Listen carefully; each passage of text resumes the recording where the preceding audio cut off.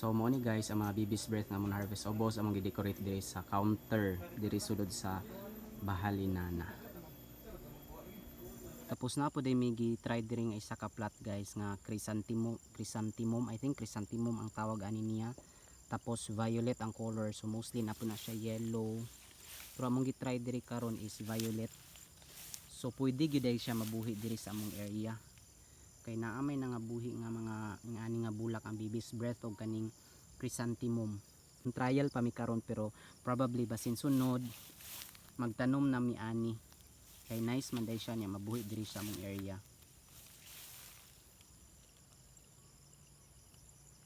I-vlog na ko ning mga bulak diri kay na-amaze ko niya nga tambok kay siya, nindot kay ang tubo ug nindot kay ang pagka-bloom. So gi-trial and error man gyud namo nga flower kung mabuhi ba gyud diri sa amo ang area. Kay diri sa among area dapit is init man gyud siya, and kani nga mga flower nagtuo mi nga sa mga bugnaw ra ni siya nga area siya mabuhi or munindot siya motubo. So karon gitry namo siya nga na siya sa plastic mulch, which is kaning kuan kani siya maka retain ni siya og moisture niya. So gitry namo ni sa Shopee ni namo gipalit mga 10 pieces ani niya, I think mga 8 meters dayon around 1,000 kapin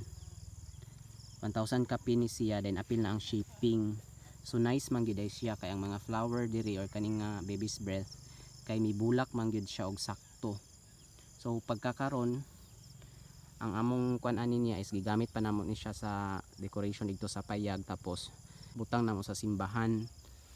So wala pa mi kuan ani for kuan pa ni observation, pero nakita na mo nice man dai kay siya. So probably sunod dasin daghan magtanom ing ani. So ang uban wala pa kay siya nagbloom, tapos daghan na gyud pud kayo ang nagbloom. Nice kay siya tan-awon labi na og ganahan ka ani nga bulak. So kani nga variety is white siya, then napud toy violet pero wa mi nagtanom og violet.